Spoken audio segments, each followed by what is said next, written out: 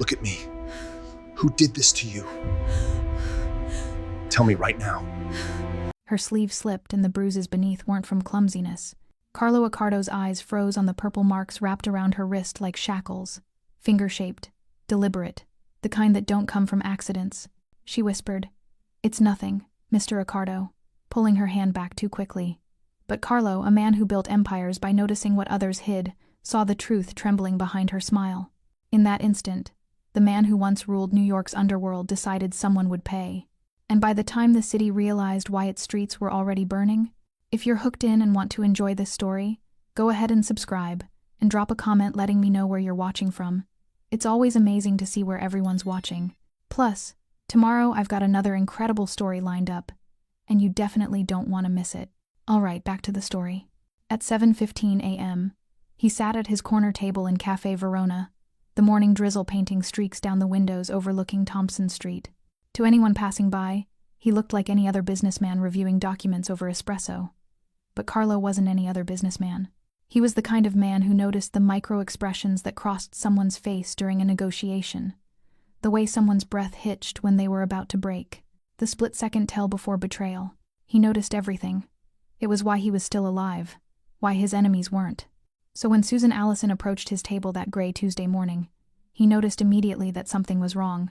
Her right hand clutched the espresso saucer normally, but her left arm was pressed tight against her ribs, and her sleeve, the crisp white cuff of her server's uniform, was pulled down past her wrist. Not naturally down. Deliberately stretched, the fabric bunched in her palm like she was gripping a lifeline. "Good morning, Mr. Accardo," she said, her voice barely audible above the hiss of the espresso machine. It always was.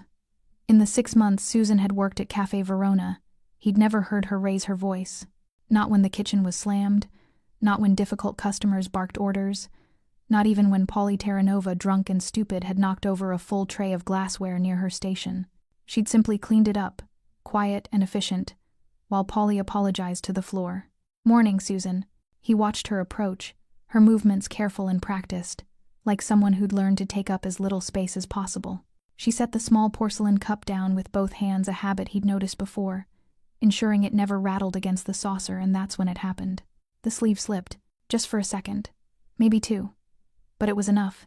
Dark purple bruises wrapped around her forearm, ugly and unmistakable. Some were fresh, the color of storm clouds.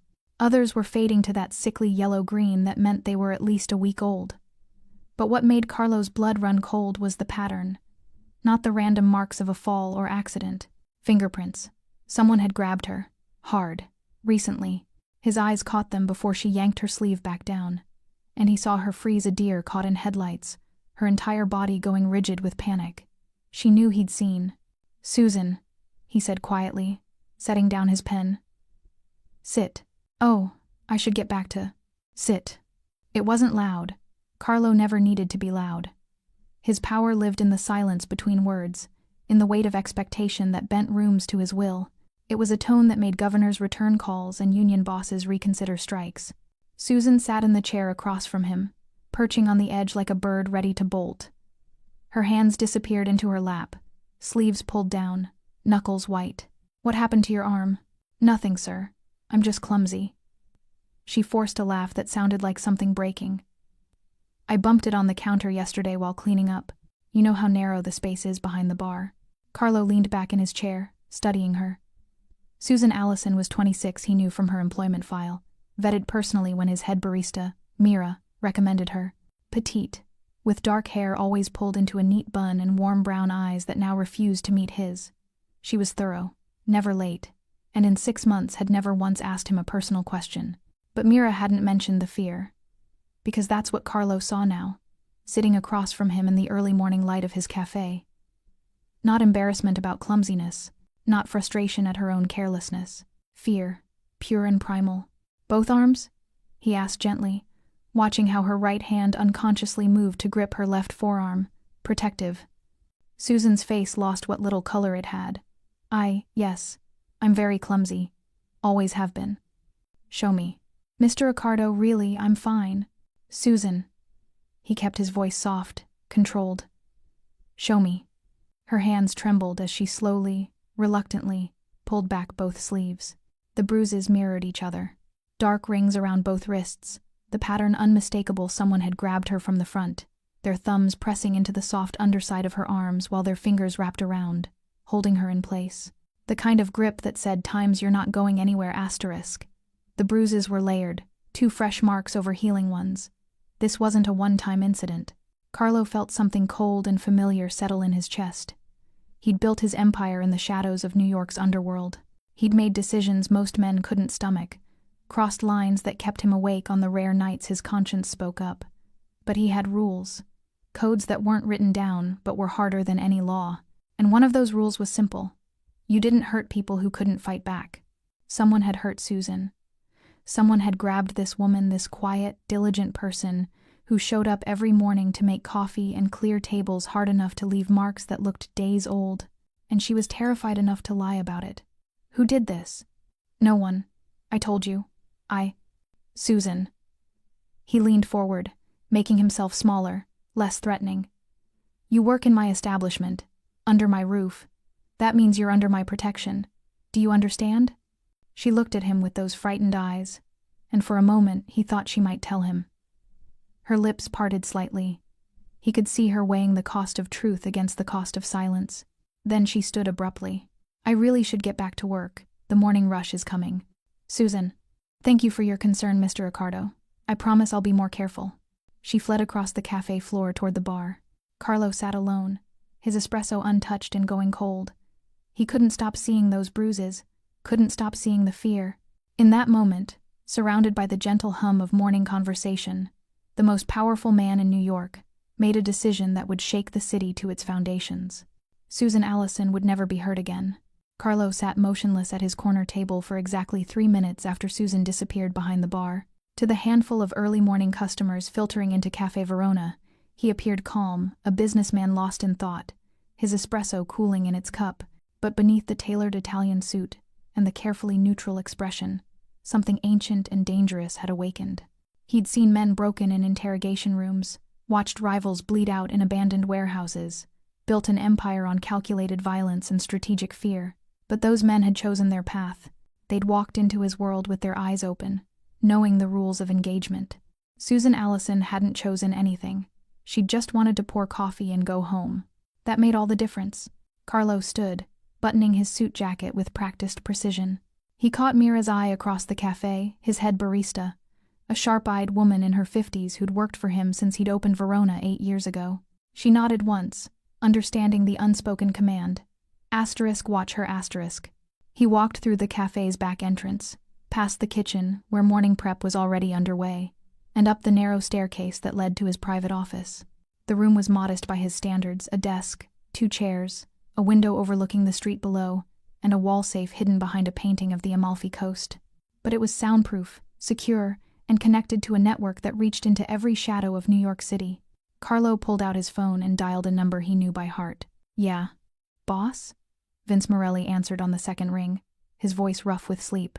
My office. 20 minutes. Everything okay? 20 minutes, Vince. He ended the call and moved to the window, watching the street come alive below. A delivery truck double-parked. A mother walked her daughter to the bus stop, both laughing at something on the girl's phone. A jogger splashed through puddles left by the morning rain. Normal people, living normal lives. Susan should have been one of them. Carlo's reflection stared back at him from the window glass, dark hair graying at the temples, sharp features that his mother once said looked like his grandfather's, and eyes that had seen too much to ever look truly young. He was 43. Old enough to know that violence solved some problems and created others. Old enough to understand that the truest power wasn't in the gun or the knife. It was in knowing exactly where to apply pressure until the whole structure collapsed. 18 minutes later, Vince Morelli knocked twice and entered without waiting for permission. Carlo's consigliere was built like a truck, 6'3", 240 pounds of muscle wrapped in a charcoal suit that strained at the shoulders. His nose had been broken 3 times, and a scar traced his left jawline from a knife fight in his 20s. But his eyes were sharp, intelligent, and completely loyal. What happened? Vince asked, reading Carlo's posture instantly. Susan Allison. What do we know about her? Vince's brow furrowed. The waitress? Quiet girl. Always on time. Mira vouched for her 6 months ago. Clean background check. No criminal record. No outstanding debts. Lives in a studio apartment in Hell's Kitchen. Pays rent on time. Why? Someone's hurting her. The temperature in the room dropped 10 degrees. Who? Vince's voice went flat, professional. I don't know yet. That's why you're here. Carlo turned from the window, his expression carved from stone. I want everything. Her phone records, bank statements, social media, employment history. Every person she's interacted with in the last year. Who she dates, who she fights with, who she avoids. I want to know what she eats for breakfast and what keeps her awake at night. Vince pulled out his phone, already typing notes. How bad are we talking? Bruises on both wrists, finger-shaped, layered, some fresh, some healing. She lied to my face about it, said she was clumsy. But I saw her eyes, Vince. She's terrified. Jesus. Vince looked up, his jaw tight. You want me to grab whoever it is? Have a conversation? No. Carlo's voice was absolute. This doesn't end with a broken arm in an alley. That's too quick, too simple. I want to know everything about whoever's doing this to her. Everything they value, everyone they love, every secret they're hiding. And then I want to take it all away. Vince studied his boss for a long moment. They'd known each other for 20 years, since Vince was an enforcer, and Carlo was still proving himself to the old families. Vince had seen Carlo order executions without blinking, had watched him negotiate treaties that reshaped the city's underworld. But this was different. This was personal in a way that made even Vince uncomfortable. Boss, you sure about this? She's just a waitress. If we start digging, asking questions, people might wonder why you care so much about. She works under my roof. Carlo's words cut like a blade. In my establishment. That makes her mine to protect. And I don't care if people wonder. Let them wonder. Let them talk. But make it clear, crystal fucking clear, that if anyone even thinks about touching her again, they'll answer to me personally. The silence stretched between them, heavy with unspoken understanding. There's another thing, Carlo added, his voice softer now. No violence. Not yet. Maybe not ever. We don't threaten. We don't grab people in parking lots. We calculate. We gather information, and we use it like a scalpel. Whoever's hurting Susan thinks they're untouchable. I want to prove them wrong without them ever seeing us coming. Vince nodded slowly. All right. I'll start with her apartment building. Doormen, neighbors, surveillance cameras.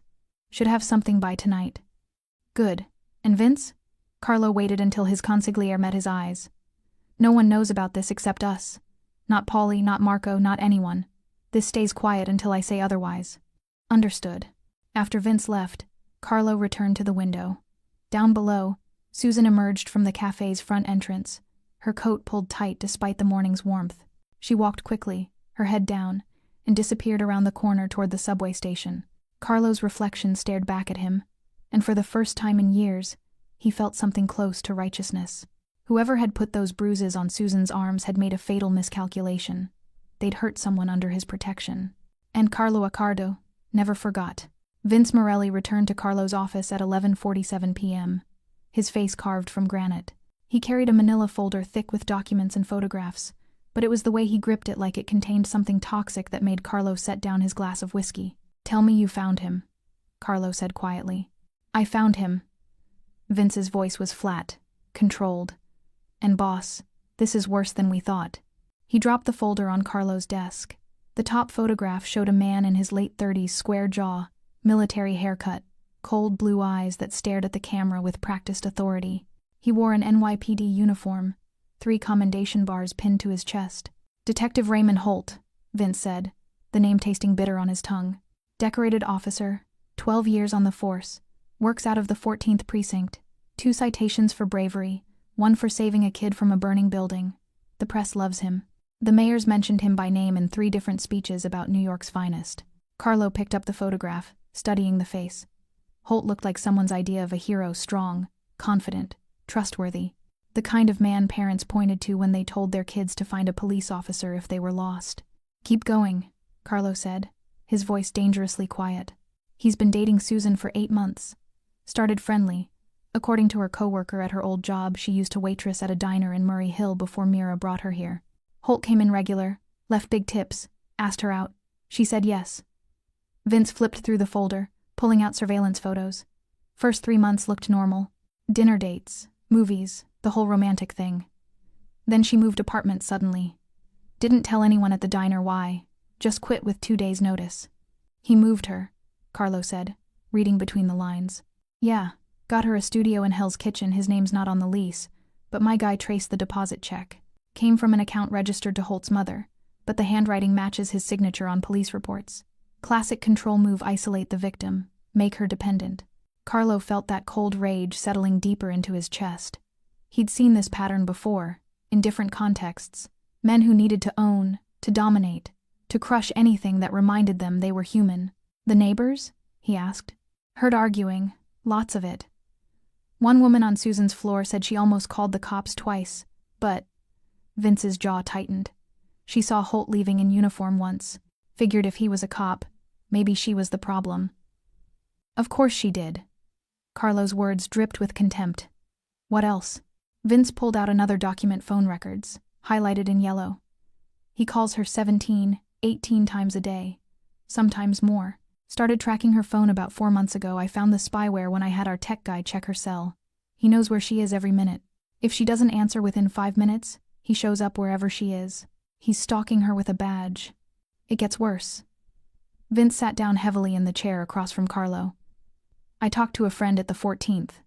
Very quietly, very carefully. Holt's got a reputation. 3 complaints filed against him in the last 5 years: excessive force, witness intimidation, verbal abuse, all of them buried by his lieutenant, who happens to be married to a city councilwoman. Holt's untouchable, boss. He knows it. His precinct knows it. And anyone who's tried to challenge him has found their life suddenly very complicated. Carlo stood, moving to the window. The street below was empty now, rain beginning to fall again, painting halos around the streetlights.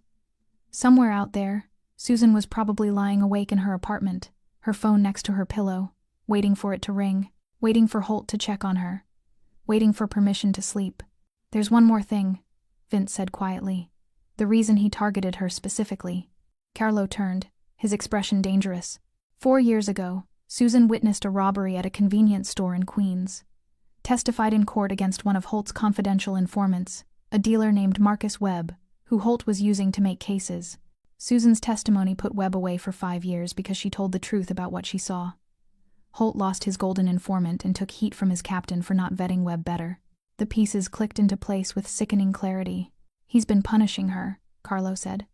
For 4 years, he's been destroying her life because she had the courage to tell the truth. Yeah. Vince's hands curled into fists. He waited, watched her, then swooped in, playing the good guy. Classic predator behavior. She probably thought she was finally safe with a cop. Had no idea he'd been waiting to make her pay. Carlo returned to his desk, spreading out the documents like pieces of a puzzle. Bank records showing Holt's assets far more than a detective's salary should provide. Photographs of him leaving high-end restaurants, wearing watches that cost more than most cars. Reports of closed cases with questionable evidence. A pattern of corruption running so deep it had become structural. He thinks he's protected, Carlo said, his voice soft and lethal. The badge, the precinct, the political connections.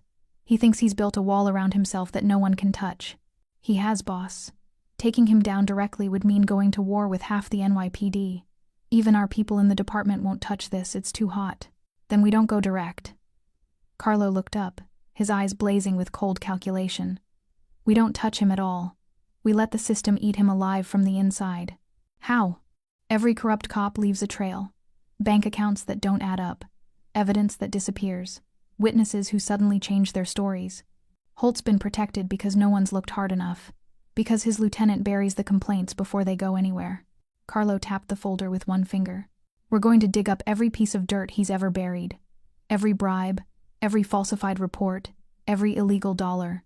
And then we're going to feed it to someone who can't be bought, can't be threatened, and can't be stopped once they smell blood. Who? The press. Internal affairs. The FBI if we find federal crimes. We turn his protection into his prison. Carlo's smile was cold and sharp. And we make sure that when it all comes out, Raymond Holt's name becomes synonymous with everything wrong with the NYPD. Vince nodded slowly, understanding dawning. That'll take time.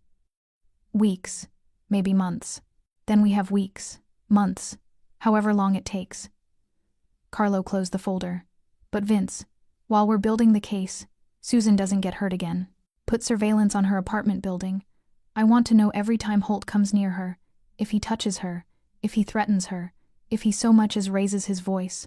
We intervene? No. Carlo's voice was absolute. We document. We record. We add it to the pile. Every crime, every abuse, every moment he thinks he's untouchable. It all becomes evidence. And if he really hurts her? Before we're ready? Carlo met his consigliere's eyes, and Vince saw something there that made him glad they were on the same side. Then we stopped being patient. For the next 9 days, Carlo watched Susan Allison with the same intensity he'd once reserved for enemies and rivals. But this wasn't surveillance born of suspicion. It was protection wrapped in observation. A silent vigil he couldn't explain to anyone, including himself. She arrived every morning at 6:52 a.m., exactly 8 minutes before her shift started.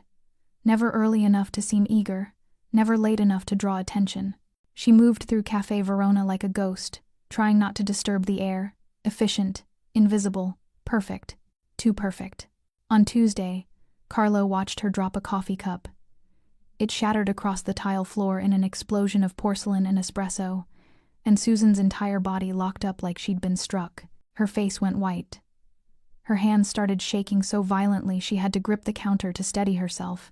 Mira rushed over with a broom, murmuring reassurances, but Susan couldn't seem to breathe properly for a full minute. It was just a cup. An accident. The kind of thing that happened a dozen times a week in any cafe. But Susan looked like she'd just triggered a landmine. Carlo understood then. The perfection wasn't professionalism, it was survival. Every careful movement, every quiet word, every moment of invisible service was armor against something worse. She'd learned that mistakes had consequences, and those consequences left bruises. On Wednesday, a customer got loud, some Wall Street type angry about his latte taking too long. He didn't threaten Susan, didn't even raise his voice at her specifically, just made noise about the incompetent service while she was clearing the next table. She flinched. A full-body flinch like she expected a blow. Carlo stood from his corner table, his mere presence shifting the room's atmosphere like a pressure drop before a storm. The Wall Street type looked up, met Carlo's eyes, and suddenly remembered an important meeting elsewhere. He left a $50 bill on the counter and walked out quickly. Susan never noticed. She was too busy trying to make herself smaller, her shoulders hunched, her breathing shallow. That night, Carlo sat in his office reviewing Vince's surveillance reports. Holt had called Susan 43 times over the past 9 days. She'd answered every single call within 2 rings. The conversations were short, clipped, with Susan mostly responding in yes-no answers. But it was the pattern that told the real story. Holt called when Susan was on her way to work, during her lunch break, on her way home, before bed. It wasn't love or concern, it was a leash, pulled tight, reminding her constantly that she was never truly alone. The surveillance photos showed Holt following her twice. Once from the subway to her apartment building, once from the grocery store, staying 3 cars back, close enough to watch but far enough to maintain deniability. Hunting behavior. That's what Vince had called it. Carlo called it something simpler. Terrorism. On Friday morning, Susan came to work with makeup carefully applied to her left cheek. Not heavy, not obvious to most people. But Carlo had spent 20 years reading people's faces for lies, and he saw the foundation caked just slightly thicker on one side, covering something she didn't want the world to see. She moved slower that day, favored her left side. When she reached up to grab something from a high shelf, she winced just for a second before catching herself and forcing her expression back to neutral. Mira noticed too. Carlo watched his head barista pull Susan aside during the afternoon lull, saw the gentle concern in Mira's body language, the way she touched Susan's arm softly while speaking. Susan smiled, shook her head, said something that made Mira frown but ultimately nod and walk away. Asterisk, I'm fine. Just tired. Didn't sleep well. Asterisk. The lies of someone who'd perfected the art of invisible suffering. That evening, Carlo had Vince pull Susan's complete history, not just the surface background check they'd done when she was hired, but everything. School records, employment history, every address she'd ever lived at, every relationship that left a paper trail. What emerged was a portrait of quiet resilience that made Carlo's chest ache in unfamiliar ways. Susan had put herself through community college while working 2 jobs. Graduated with honors despite having no family support. Her mother had died when she was 19, father unknown. She'd been a witness to the convenience store robbery because she'd been working there as a second job, saving money for textbooks. She'd testified against Marcus Webb knowing it would cost her that job. Knowing Webb's friends might retaliate. She'd done it anyway because it was the right thing to do. And Raymond Holt had punished her for that integrity ever since. "There's something else," Vince said, sliding another document across Carlo's desk. "I found the original witness statement she gave 4 years ago, before Holt got involved in the case." Carlo read it carefully. Susan's account was detailed, precise, unflinching. She described exactly what she saw, including details that implicated Webb, but also contradicted the initial police report filed by Holt, Carlo said quietly. He filed the initial report, got the details wrong, probably because he was protecting his informant. Then Susan testified and exposed the inconsistencies. Made him look incompetent in front of a grand jury, Vince confirmed. His captain chewed him out in front of half the precinct. Rumor is it cost him a promotion. So Holt had waited, watched, found Susan years later, and inserted himself into her life wearing the mask of a hero, all so he could make her pay, slowly, for having the courage to tell the truth when he'd tried to bury it. Carlo stood and moved to his window, looking down at the cafe below. Susan was wiping down tables, her movements mechanical and precise. Even from this distance, he could see the exhaustion in the slope of her shoulders. She showed up every single day, despite the fear, despite the pain, despite a man with a badge systematically destroying her sense of safety. She showed up and did her job with quiet dignity, never complaining, never asking for help, never giving up. Most of the men Carlo knew hard men, dangerous men. Men who thought they were strong would have broken under less. But Susan Allison kept showing up. That kind of courage deserved protection, deserved justice, deserved someone willing to burn down the world that had failed her. Carlo picked up his phone and called Vince. "I want everything," he said quietly. "Every corrupt case Holt's ever touched, every dollar he's taken, every lie he's told under oath. I don't care how long it takes or what it costs. That man thought he could destroy her for telling the truth, so we're going to destroy him with it." "Understood, boss." Carlo ended the call and returned his gaze to Susan below. She was laughing at something Mira said, a small, fragile sound that didn't quite reach her eyes. Asterisk. "Hold on." Asterisk, he thought. Asterisk. "Just hold on a little longer." Asterisk. The pieces were moving into position. The game had begun. And Raymond Holt had no idea he was already losing. The war room wasn't what most people would expect. No weapons on the walls, no maps with red pins marking targets. Just Carlo's private office, above Cafe Verona, filled with filing boxes, laptops, and the quiet hum of men working with surgical precision. Vince had assembled a team of 5 Carlo's most trusted people, each chosen for skills that had nothing to do with violence. There was Marcus Chen, a forensic accountant who'd once worked for the Treasury Department before deciding government pay wasn't worth the boredom. Angela Russo, a former investigative journalist who'd burned too many bridges chasing stories the powerful wanted buried. Tommy Numbers, Calabrese, who could hack systems that didn't officially exist. And 2 others whose names Carlo kept even from himself, information brokers who traded in secrets like currency. They'd been working for 3 weeks, and the evidence was staggering. "Let's start with the money," Marcus said, spreading financial documents across Carlo's desk like a dealer laying out cards. "Detective Raymond Holt makes $89,000 a year, plus overtime. After taxes, call it maybe $65,000 take home." Carlo leaned forward, studying the numbers. But over the past 6 years, he's deposited $340,000 into various accounts. Some in his name, some in his mother's name. One in a Shell LLC registered in Delaware. Marcus tapped a highlighted section. "The deposits are careful never more than $9,000 at once to avoid federal reporting requirements. Classic structuring behavior." "Where's it coming from?" Carlo asked. "That's where it gets interesting." Angela pulled out a separate folder, this one thick with photocopied police reports. "I cross-referenced the deposits with Holt's case files. Every significant payment corresponds to a case that got dropped, evidence that disappeared, or a witness who suddenly refused to testify." She laid out 3 examples, connecting the dots with red ink. January 2023, $8,500. Deposited 3 days after assault charges against a bar owner named Vincent Calabria. Mysteriously disappeared. The victim changed her story, said she misremembered the attack. March 2023, $7,200 deposited the same week that 2 kilos of cocaine vanished from the evidence locker. Case against a mid-level dealer named Robert Torres collapsed without the physical evidence.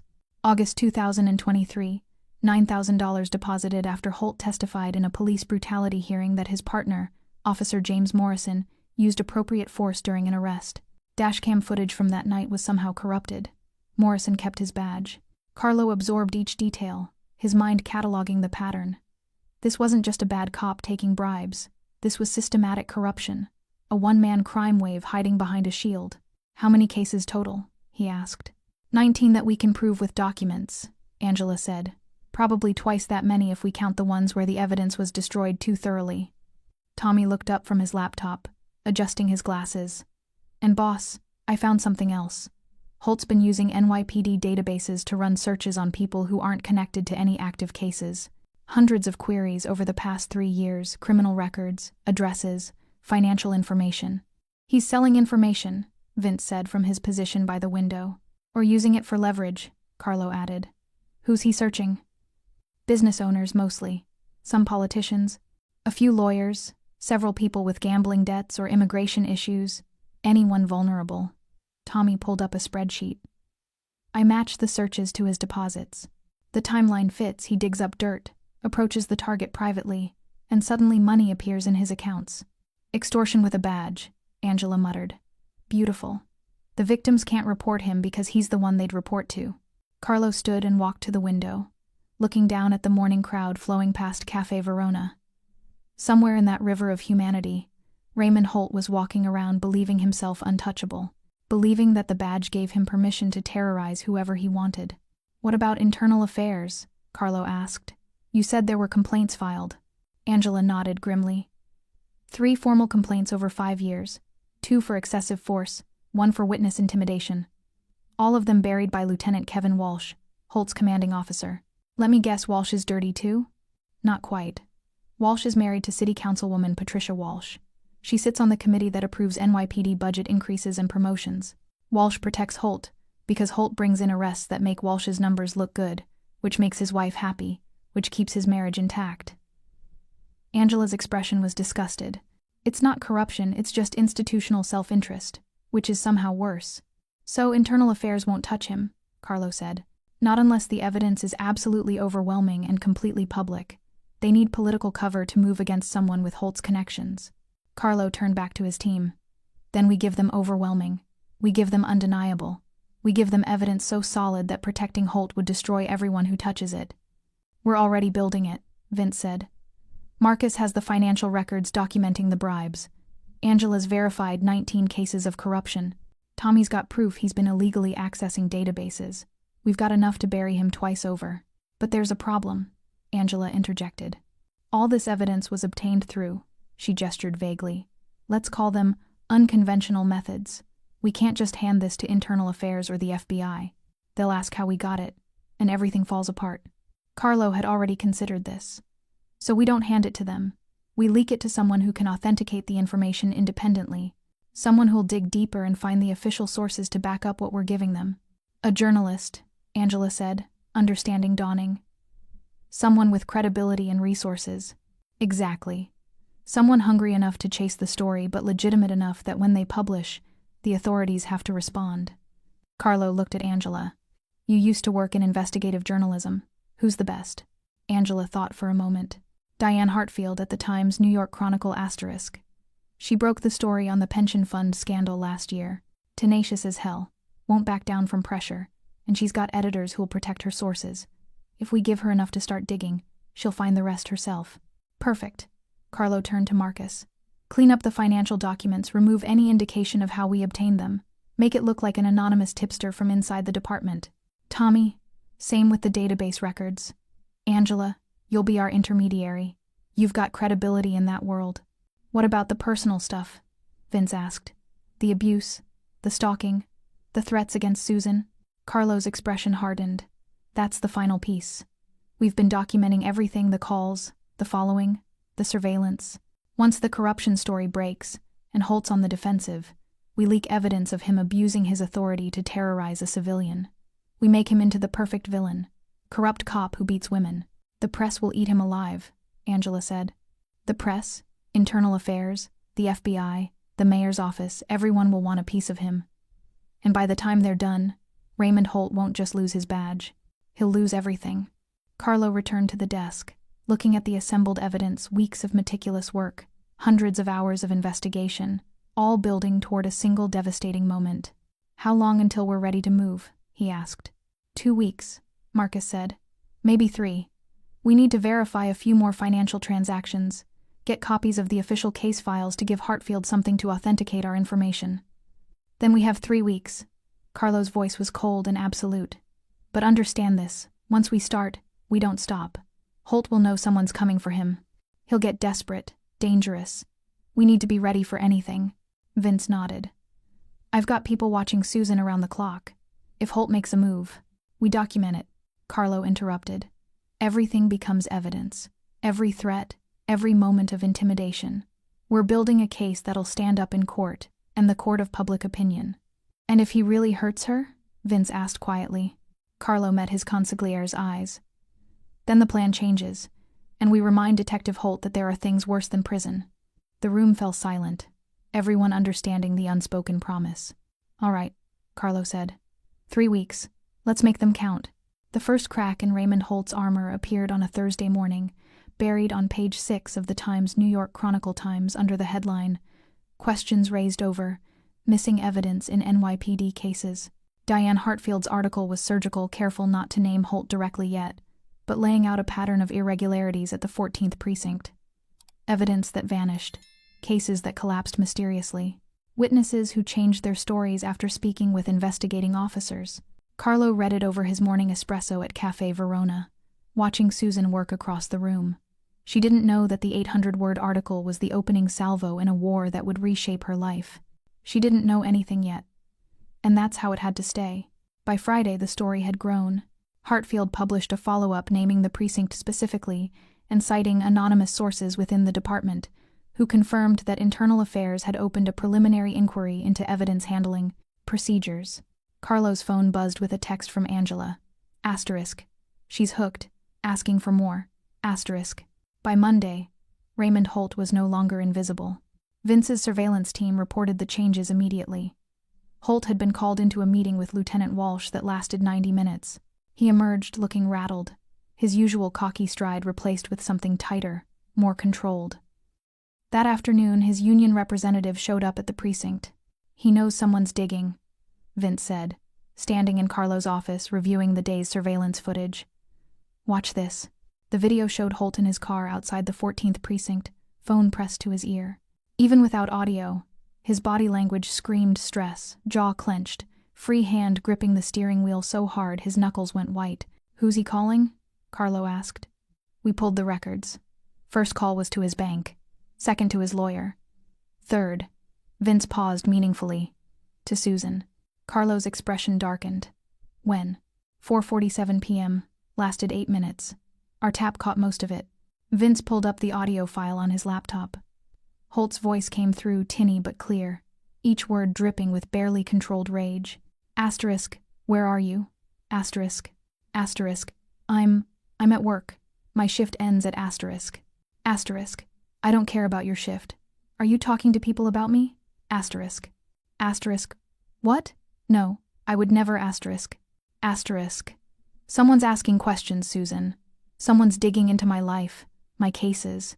And the only person who knows anything is you. Asterisk. Asterisk, Raymond. I swear. I haven't said anything to anyone. I don't even know what you're talking about. Asterisk.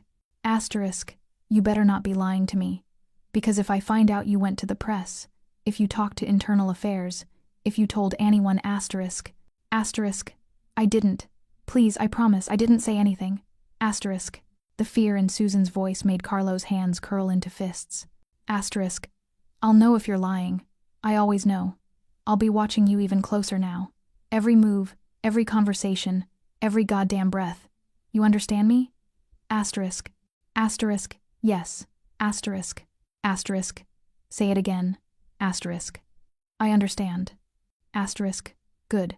Now get back to work and keep your mouth shut. Asterisk. The call ended abruptly. Vince closed the laptop. That was this afternoon, he said quietly. Susan's been jumpy ever since.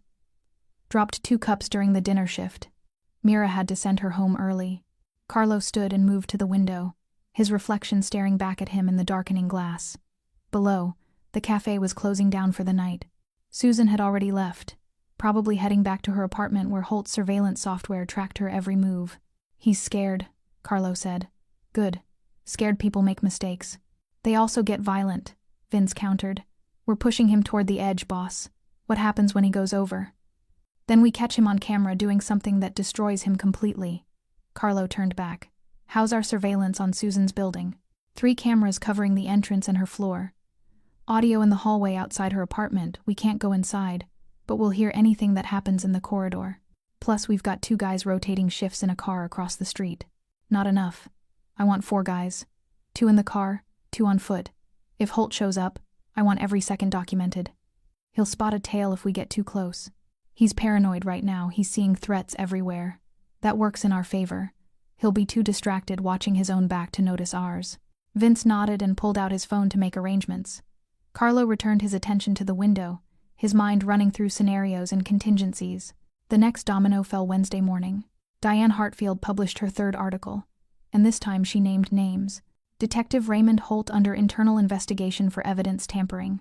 The piece included testimonies from 2 witnesses in previous cases who now felt safe enough to speak on record about Holt pressuring them to change their statements. The article went viral by noon. Local news picked it up. Police reform advocates started tweeting about it.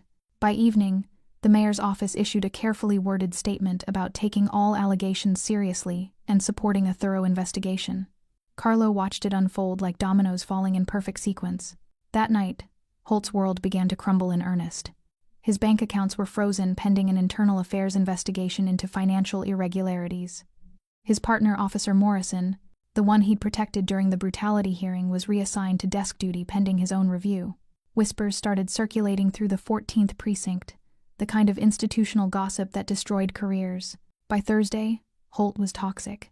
Vince's sources inside the precinct reported that other officers were avoiding him in the break room.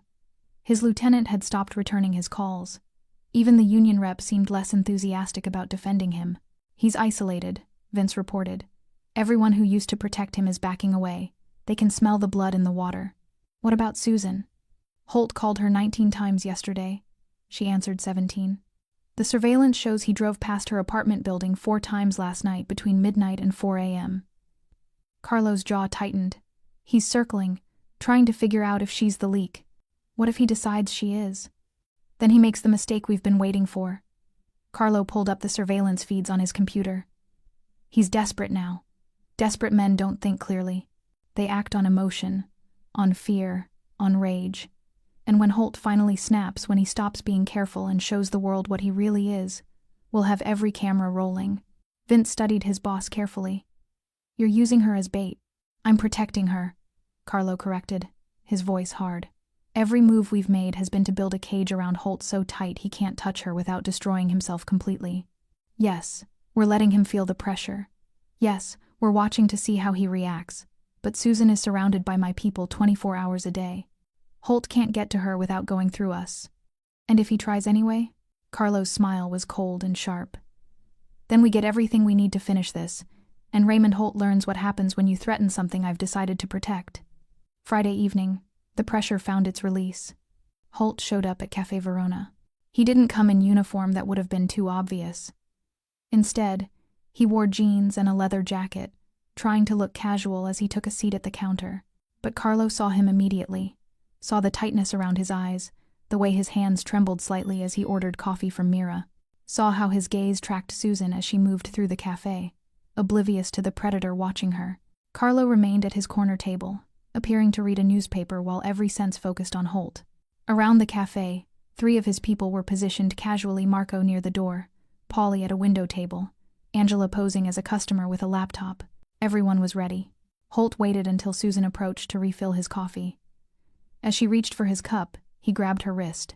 Not hard, not violent, just firm enough to stop her movement, his fingers wrapping around the exact spots where old bruises had finally started to fade. "We need to talk," Holt said quietly. And Carlo stood up. Carlo crossed the cafe floor in 6 strides, his presence shifting the atmosphere like a storm front moving in. Conversations died mid-sentence. Customers looked up from their phones. Even the espresso machine seemed to hiss more quietly. Holt's hand was still wrapped around Susan's wrist. "Let her go," Carlo said quietly. Holt looked up, his face a mask of fake confusion. "Excuse me? I'm just talking to—" "Let her go." The words carried weight that had nothing to do with volume. It was the tone of a man who'd ordered executions with less emotion, who'd watched empires crumble with the same calm detachment. Holt released Susan's wrist slowly, deliberately, like he was doing Carlo a favor. "I don't know who you think you are, but this is a private conversation between me and my girlfriend." "No," Carlo said. "This is you leaving my establishment. Now." "Your establishment?" Holt's laugh was sharp and bitter. "You know who I am? I'm NYPD. I could have this place shut down for health violations before—" "Detective Raymond Holt, badge number 47293. Currently under internal affairs investigation for evidence tampering, financial irregularities, and abuse of police databases." Carlo's voice remained perfectly calm, each word precise as a scalpel. 12 years on the force, 3 formal complaints buried by your lieutenant, and approximately $340,000 in unexplained deposits over 6 years. Did I miss anything? The color drained from Holt's face. "I don't know what you think you know, but I know you need to leave. Susan has work to do." Holt stood abruptly, his chair scraping against the floor. He was bigger than Carlo, younger, probably thought his police training gave him an advantage in a physical confrontation. But something in Carlo's eyes made him hesitate, some recognition that violence here would end very badly for him. "This isn't over," Holt said, looking past Carlo to Susan. "We'll talk later, at home." "She doesn't have to go anywhere with you," Carlo said. "She's my girlfriend. She lives in an apartment I pay for. So yeah, she does." Holt grabbed his jacket. "Unless you've got some claim on her I don't know about." Carlo didn't answer. Didn't need to. Holt left, slamming the door hard enough to make the windows rattle. The cafe remained silent for 3 full seconds before conversation slowly resumed. Marco returned to his position. Paulie went back to his newspaper. Angela closed her laptop and quietly left. Susan stood frozen, her wrist cradled against her chest, staring at Carlo like she'd never seen him before. "Susan," Mira called gently from behind the counter. "Why don't you take your break? I've got the floor." Susan nodded mutely and walked toward the back of the cafe, her movements mechanical. Carlo followed at a distance, waiting until they were in the small employee break room before closing the door behind them. She stood with her back to him, shoulders trembling. "I'm sorry," she whispered. "I'm so sorry. I'll quit. I'll leave tonight. You don't need this kind of trouble because of me." "Sit down, Susan." "No, really. I should just sit down." She sat on the old couch against the wall, her hands twisted together in her lap. Carlo pulled up a chair and sat facing her, close enough to seem approachable but far enough to not be threatening. For a long moment, neither of them spoke. "How long?" Carlo asked finally. "How long what? How long has he been hurting you?" Susan's face crumpled. She tried to hold it together, tried to force that practiced smile, that rehearsed excuse. But something in Carlo's tone, gentle but absolute, broke through every defense she'd built. 8 months, she whispered. "It started slow. Just jealousy at first, wanting to know where I was, who I talked to. Then the phone calls. Then he moved me to a new apartment, said it was safer, that he wanted to take care of me. I thought," her voice broke, "I thought it meant he loved me." "When did it turn physical?" 4 months ago. I came home late from a double shift. My phone died, so I couldn't answer his calls. He was waiting in my apartment. Said I'd disrespected him, embarrassed him, made him look like a fool calling a phone that just rang and rang. She touched her ribs unconsciously. He pushed me against the wall, grabbed my wrists so I couldn't move, told me if I ever ignored him again, it would be worse. Carlo's hands curled into fists, but his voice remained steady. And it got worse anyway. "Yes." Tears spilled down her cheeks. "It's never enough. I answer every call. I text him my location. I don't talk to other men. I come straight home after work. But there's always something I did wrong. Something that disrespects him. He says I made him this way, that if I just listened better, tried harder, loved him properly, he wouldn't have to correct me." "Correct you," Carlo repeated, the words tasting like poison. "That's what he calls it. Correction." Susan wiped her eyes roughly. "And I can't leave. He tracks my phone. He knows where I work, where I live, where my aunt lives upstate. He said if I ever try to leave him, if I ever tell anyone, he'll make sure I regret it. He's a cop, people believe him, not me. Who's going to help someone like me against someone like him? Carlo leaned forward, his elbows on his knees, his voice low and intense. I am. Susan looked up, confusion and hope warring in her expression. You work under my roof now, Carlo said. And no one, not a cop, not a detective, not the entire NYPD hurts someone under my protection. Do you understand what I'm telling you? I don't understand any of this. Why do you care? I'm just a waitress. You're not just anything. Carlo's voice carried absolute conviction. You're someone who testified against a criminal 4 years ago because it was the right thing to do, even though you knew it would cost you. You're someone who shows up every day despite being terrified. You're someone who deserves better than a man with a badge who uses it as a weapon.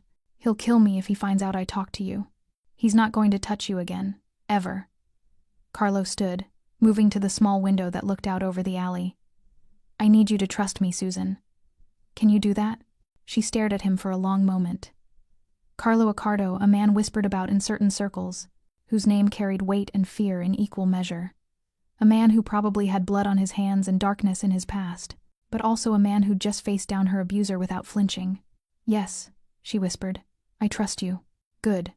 Then I need you to go home tonight like normal. Answer Holt's calls. Act like nothing happened. Can you do that? Why? Because in 2 weeks, maybe less, Raymond Holt's entire world is going to collapse. And when it does, I need him focused on saving himself, not on hurting you. Carlo turned to face her. But if he comes near you, if he threatens you, if he does anything that makes you feel unsafe, you call me immediately, day or night. Understand? Susan nodded, accepting the business card he handed her. One more thing, Carlo said. What happened 4 years ago, the robbery you witnessed, the testimony against Marcus Webb. That's why Holt targeted you, isn't it? Her eyes widened. How did you? Because I pay attention. And because men like Holt always have reasons for the cruelty. He's been punishing you for telling the truth. Yes, she admitted. He told me once, after he'd been drinking, said I'd humiliated him, cost him his best informant, made him look incompetent. Said I needed to learn there were consequences for crossing him.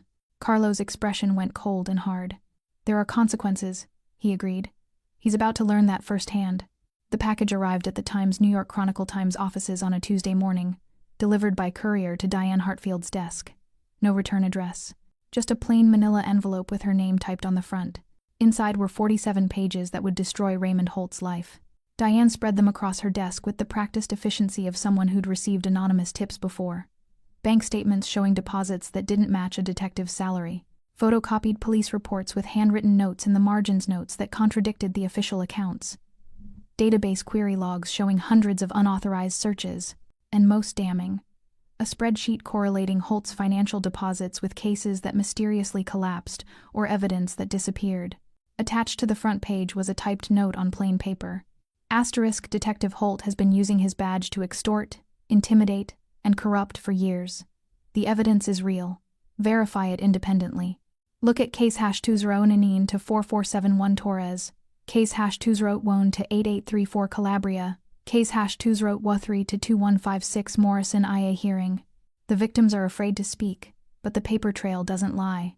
Someone needs to tell this story before more people get hurt. Asterisk. Diane read through everything twice, her journalistic instincts firing on all cylinders.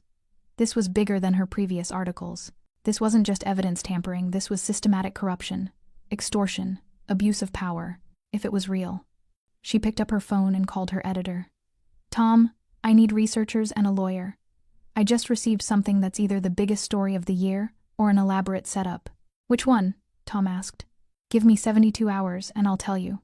Diane worked through the night, verifying every detail she could. The bank accounts existed. She confirmed that through public records. The cases listed were real. She pulled the court documents herself. The database queries could be verified through NYPD's own internal systems, if she could get someone to leak the official logs. She made calls, lots of calls, to sources inside NYPD, to lawyers who'd handled cases against Holt, to witnesses who'd mysteriously changed their testimonies. Most wouldn't talk on record, but enough confirmed details off the record that the pattern became undeniable. By Thursday morning, she had enough. Tom, she said, walking into her editor's office with a thick folder. "We need legal to review this before publication, but I've verified the core allegations. Holt's dirty. Really dirty. And I can prove it." "How solid is your sourcing?" 3 independent confirmations on the financial irregularities, 2 former witnesses willing to go on record about intimidation, and I've got copies of official case files that match the anonymous documents. Someone inside NYPD with access to internal affairs records sent this to me. Tom leaned back in his chair. "Or someone with very good hackers. Does it matter? The information is accurate. I've checked it 6 ways from Sunday. It matters for the story. Are we reporting on corruption or reporting on illegally obtained evidence?" Diane had anticipated this. "We frame it as an investigation based on anomalies we noticed in public records, then confirmed through independent sources. The anonymous package just pointed us in the right direction. Everything we're publishing comes from legitimate sources we verified ourselves." Tom considered this, then nodded slowly. "Write it. 5,000 words. Full investigation. We run it Sunday, front page, above the fold. And Diane? Triple-check everything. If Holt has the connections people say he does, he'll come after us hard. Let him try." While Diane prepared to publish, Carlo executed the second phase of his plan. Angela Russo walked into the Manhattan office of the FBI's Public Corruption Unit carrying a different envelope. This one contained evidence of federal crimes specifically, Holt using interstate banking systems to move money derived from extortion, which made it wire fraud and racketeering. "I need to report corruption within the NYPD," Angela told the receptionist. She was shown to a small conference room where Special Agent Victoria Chen listened to her presentation with increasing interest. "These are serious allegations," Chen said, reviewing the documents. "How did you come across this information?" "I'm an investigative journalist," Angela said, using her real credentials. "I was researching a story on evidence handling procedures and stumbled onto irregularities in Detective Holt's cases. When I dug deeper, I found the financial connections. It wasn't entirely true, but it was true enough to be believable. We'll need to verify this independently," Chen said. "I understand. I'm not asking you to take my word for it. I'm asking you to look. Because if even half of what's in those documents is accurate, you've got a detective who's been running a protection racket out of the 14th precinct for years." Chen made copies of everything and promised to open a preliminary inquiry. By Friday, Raymond Holt had federal investigators quietly looking into his finances. The final piece fell into place Saturday evening. Tommy hacked into Holt's personal computer, the one he kept at home, not his department-issued laptop, and found exactly what Carlo had been hoping for: a folder of surveillance photos of Susan, pictures taken from across the street from her apartment, screenshots of her phone's GPS location, logs of every call, every text message, every website she visited, digital stalking, cataloged and preserved like trophies. Tommy anonymously sent copies to Diane Hartfield with a simple message: *, check the metadata. All taken after hours, using personal equipment. This is what he does to women who trust him. *. Diane added it to her story as a sidebar. Detective also accused of stalking, harassment.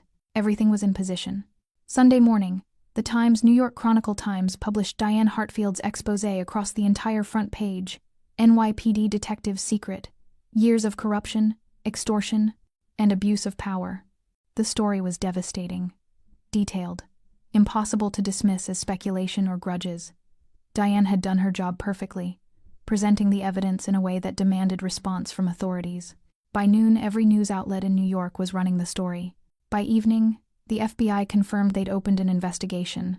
By Monday morning, Internal Affairs had raided Holt's home and seized his computers, and Detective Raymond Holt, who'd spent years believing himself untouchable, woke up to find his face on every television screen in the city, labeled as a corrupt cop, an extortionist, and an abuser.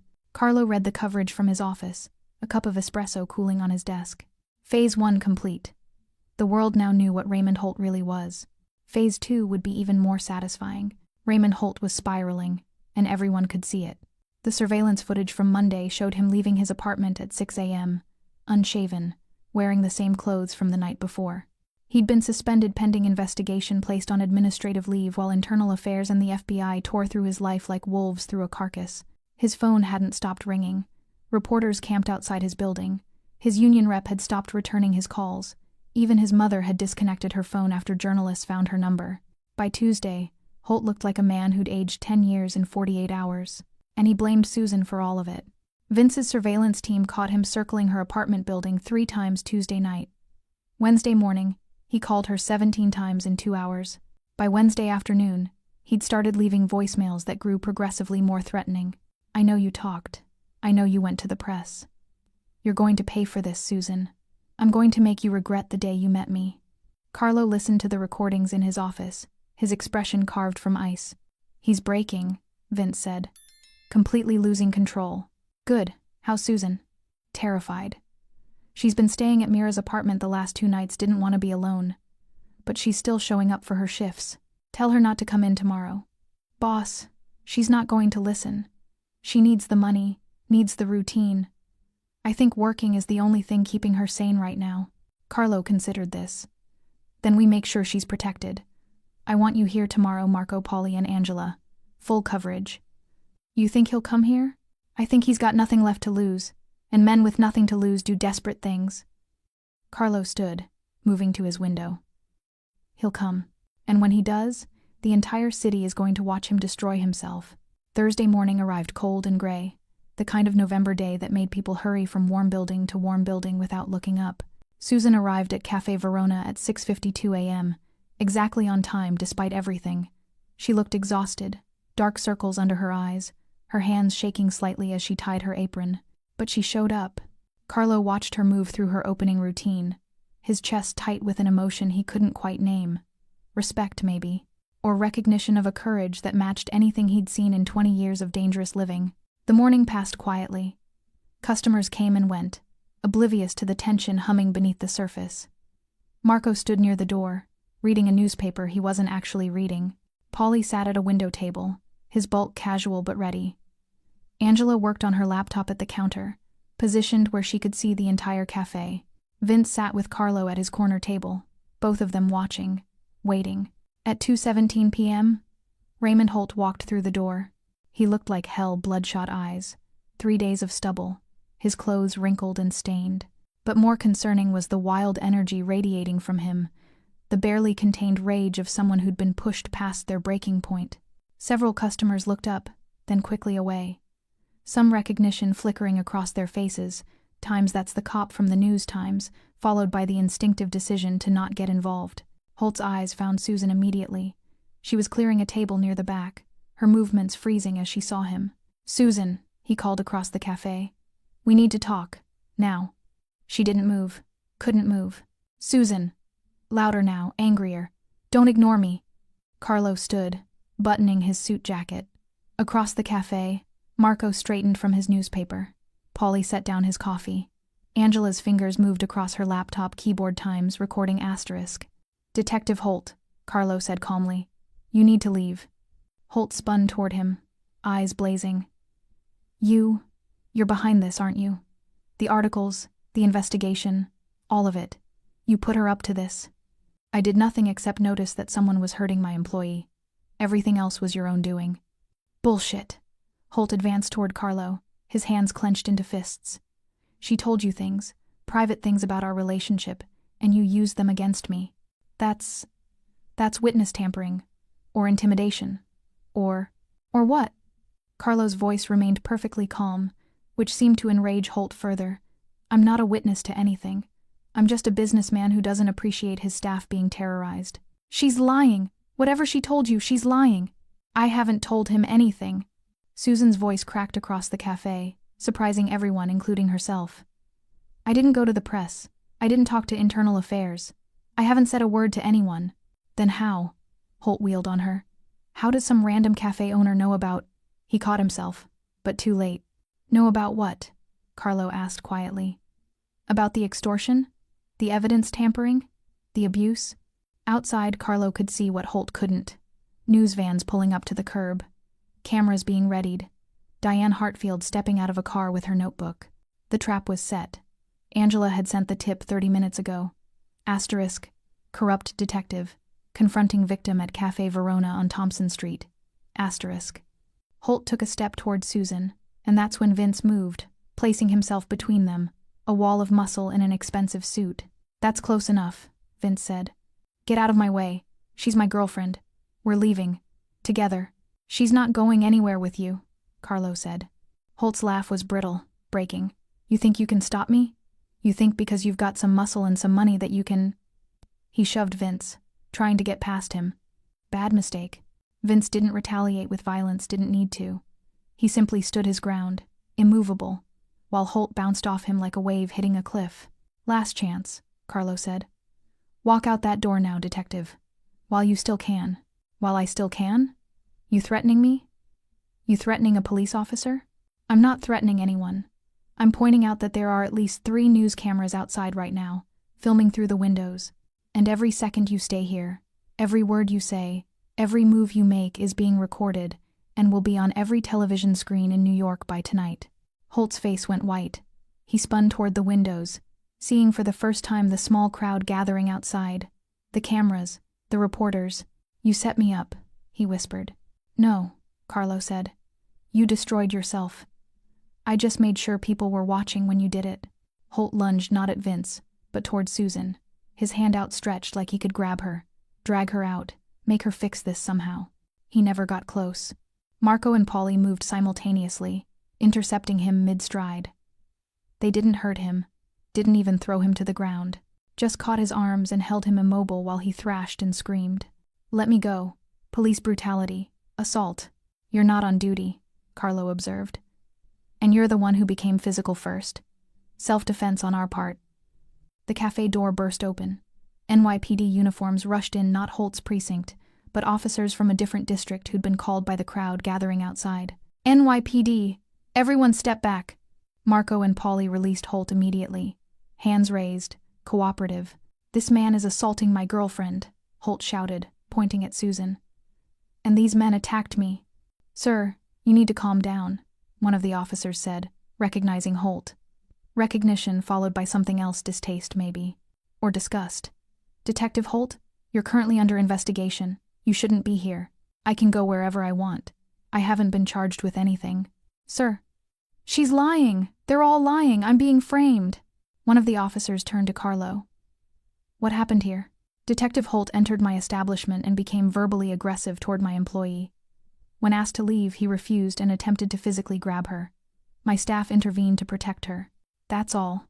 That's not, Holt started, but one of the officers cut him off. Sir, we're going to need you to come with us. On what charge? I haven't done anything. Disturbing the peace, trespassing, potentially harassment. We can sort it out at the station. Outside, cameras captured everything Holt being escorted from Cafe Verona, still shouting about conspiracies and frame jobs.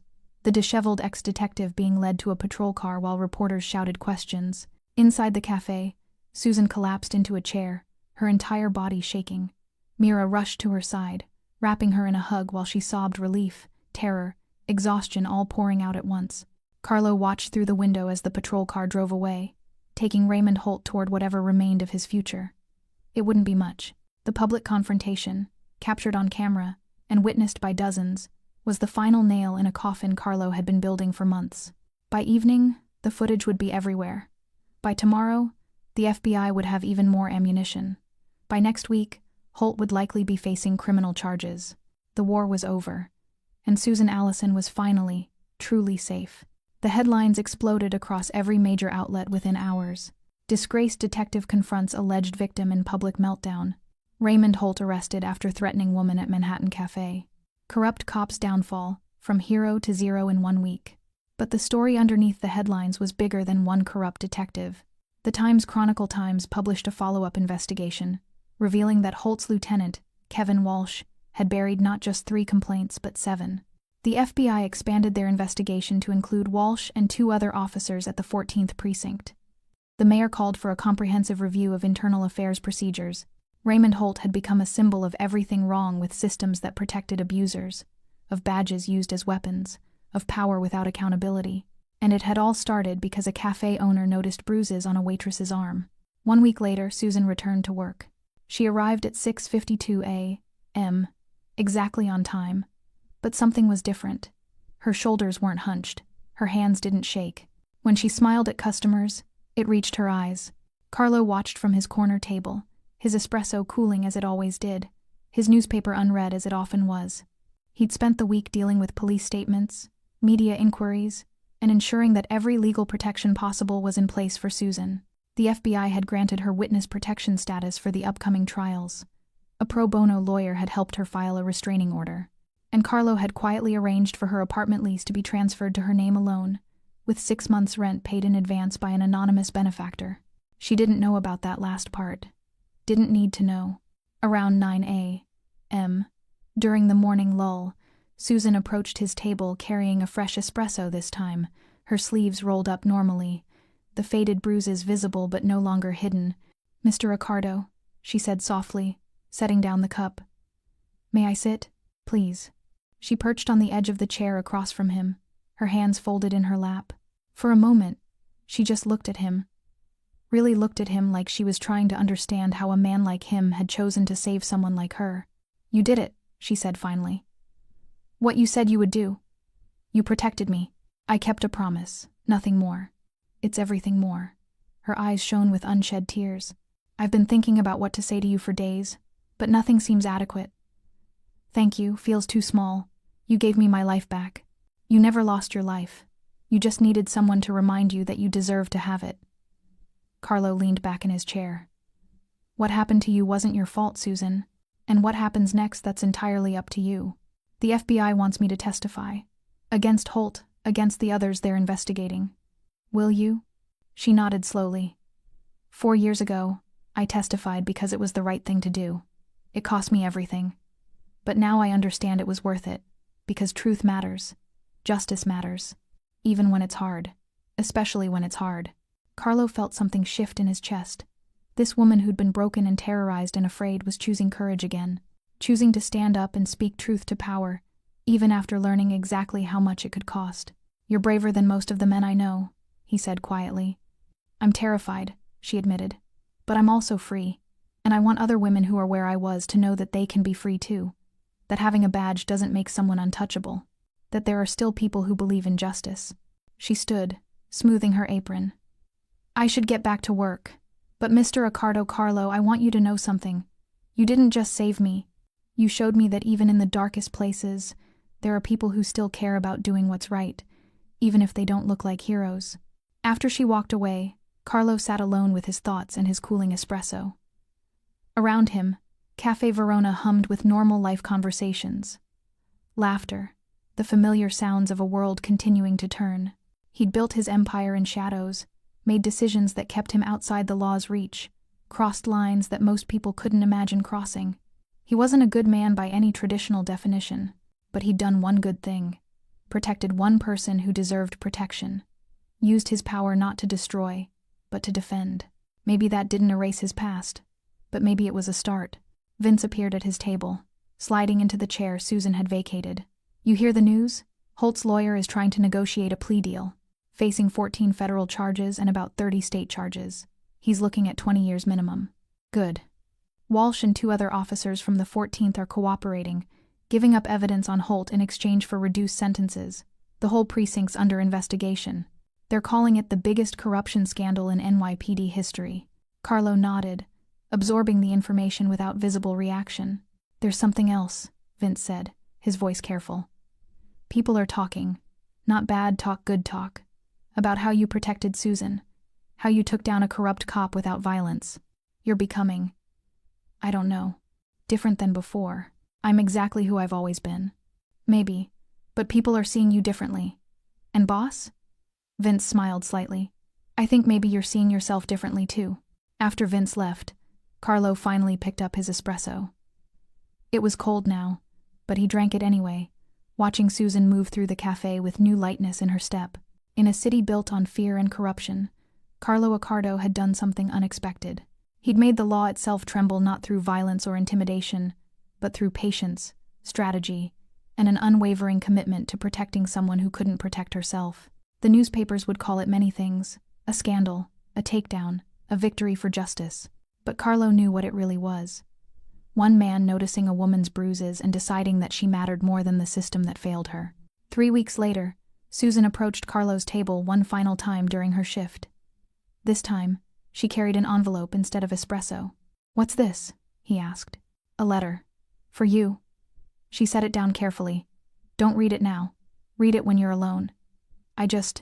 I wanted to put into words what I couldn't say out loud. Carlo accepted the envelope, tucking it into his jacket pocket. How are you doing? Really? Better. Some days are harder than others. I still look over my shoulder sometimes, still flinch at loud noises, but I'm sleeping through the night now. And I'm talking to a therapist one the FBI Victim Services recommended. She smiled, and this time it was genuine, warm, reaching her eyes. I'm healing. Slowly, but really healing. Good. I'm also enrolling in school. Spring semester at NYU.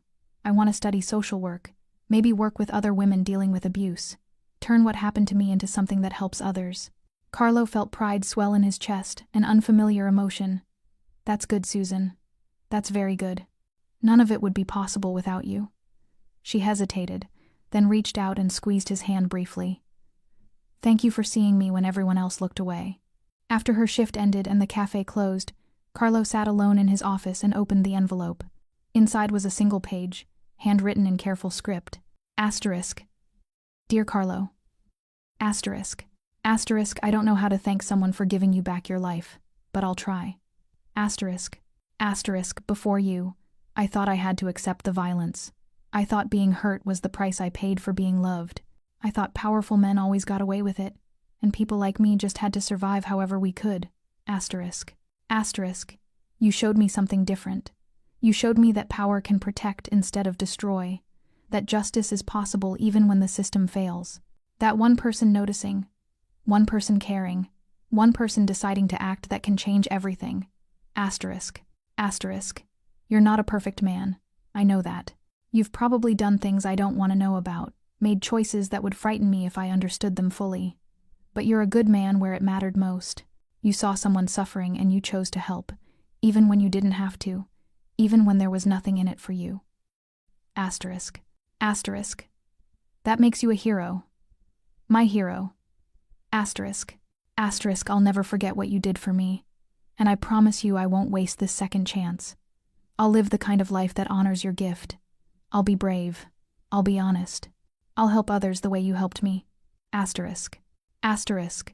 Thank you for noticing my bruises. Thank you for caring. Thank you for proving that even in the darkest places, there's still light if you look for it. Asterisk. Asterisk. With eternal gratitude, Susan Asterisk. Carlo read the letter twice, then folded it carefully and placed it in his desk drawer. Outside his window, New York City continued its eternal rhythm, millions of lives intersecting, millions of stories playing out in shadows and light. Somewhere in that vast machinery, Raymond Holt sat in a cell awaiting trial. Somewhere, Susan Allison was dreaming about her future instead of dreading it. And in a quiet cafe on Thompson Street, a man who'd spent his life in darkness had found one small piece of redemption. It wasn't forgiveness for his past. It wasn't absolution for his sins. But it was proof that even monsters could do something beautiful when they chose to notice the suffering of others. Carlo Accardo, feared mob boss, ruthless strategist, man of violence and shadows, had become the unlikely savior of one brave woman. And in saving her, perhaps he'd saved a small piece of himself as well. The espresso machine hissed softly below, preparing for tomorrow's first customers. Morning would come, as it always did, bringing new problems and old shadows. But tonight, in this moment, Carlo allowed himself something rare: satisfaction. Thanks for sticking with this story till the end. If you enjoyed it, you're going to love the next one. It's packed with unexpected turns and heartfelt moments. Click the image on your screen to keep the journey going, and make sure to hit subscribe for more amazing stories. Drop a comment and rate this story from 1 to 10. I can't wait to see what you think.